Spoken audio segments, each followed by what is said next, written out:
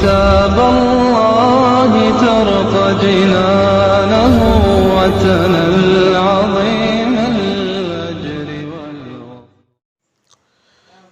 بسم اللہ الرحمن الرحیم. بہت سارے احباب نے یہ سوال کیا ہے کہ 15ویں شعبان میں روزہ رکھنا شرعاً کیسا ہے؟ قرآن و حدیث سے اس کا ثبوت ملتا ہے یا نہیں؟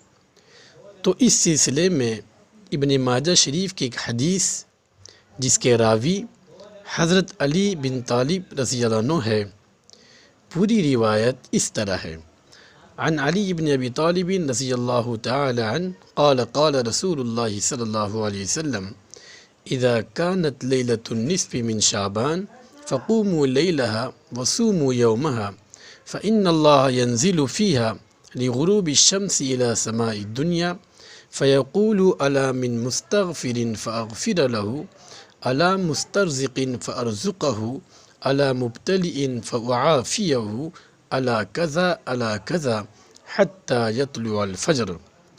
پوری روایت اس طرح ہے. حضرت علی رضی اللہ عنہ سے مروی ہے کہ رسول اللہ صلی اللہ علیہ وسلم نے ارشاد فرمایا: جب 15 شعبان کی رات آئے تو اس رات کو عبادت کرو اور اس دن روزہ رکھو، اس لیے کہ اس رات سورج غروب ہوتے ہی اللہ آسمان دنیا پر تشریف لاتے ہیں اور صبح صادق تک یہ اعلان کرتے رہتے ہیں کیا ہے کوئی مغفرت کا طالب جس کی میں مغفرت کر دوں؟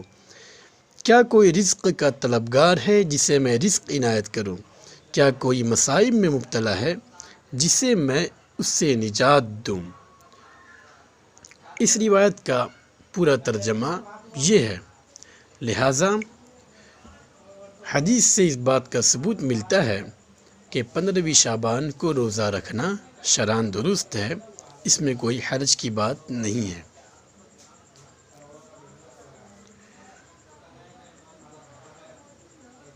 پندرہویں شعبان کے روزے کو نہ تو واجب و سنت کہا جا سکتا ہے، نہ ہی بدعت کہہ کر بالکل رد کیا جا سکتا ہے، بلکہ اس کو مستحب کہا جائے گا.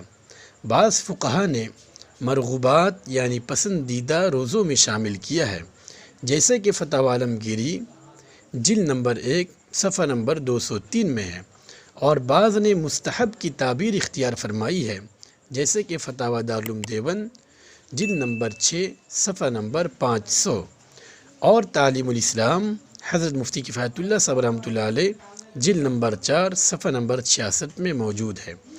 اس لیے انفرادی طور پر اگر کوئی شخص 15ویں شعبان کا روزہ رکھے تو اس سے منع نہیں کیا جائے گا، بلکہ وہ اس کی برکات کا پانے والا کہلائے گا. لہٰذا حدیث سے 15ویں شعبان کا روزہ رکھنا مروی ہے. اس اعتبار سے 15ویں شعبان کا روزہ نہ تو فرض ہے، نہ واجب ہے، نہ سنت مؤکدہ ہے، لیکن مستحب ضرور ہے. اس اعتبار سے اس پر عمل کرنا چاہیے اور اس روزے کا خاص طور پر اہتمام کرنا چاہیے. میں نے جو روایت پیش کی ہے، اس روایت میں 15 شعبان کو روزہ رکھنے کی تعلیم دی گئی ہے، اس لیے ائمہ فقہا نے 15 شعبان کے روزے کو مستحب روزوں میں شمار کیا ہے.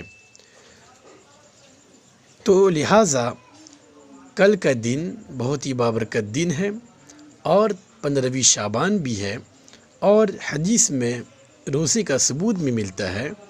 تو اگر کوئی شخص اس روزے کو مستحب اور نفل سمجھ کر رکھے تو اجر و ثواب کا ذریعہ ہے، باعث اجر و ثواب ہے. لیکن اس کو واجب سمجھے یا فرض سمجھے یا سنت مؤکدہ سمجھے یا روزہ نہ رکھنے والوں پر ملامت کرے تو یہ پھر غلط بات ہے، اس سے احتیاط کرنی چاہیے. لہٰذا کل کا یہ روزہ 15ویں شعبان کا روزہ واجب فرض سنت مؤکدہ نہیں ہے، بلکہ صرف مستحب ہے.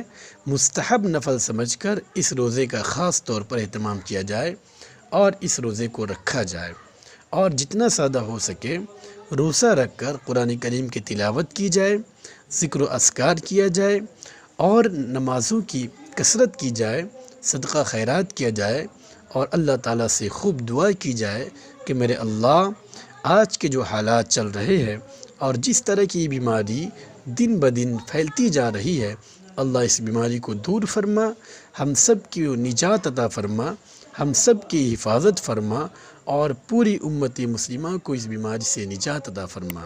اللہ ہمیں اور آپ کو عمل کرنے کی توفیق عطا فرمائے۔ وآخر دعوانا ان الحمد للہ رب العالمین۔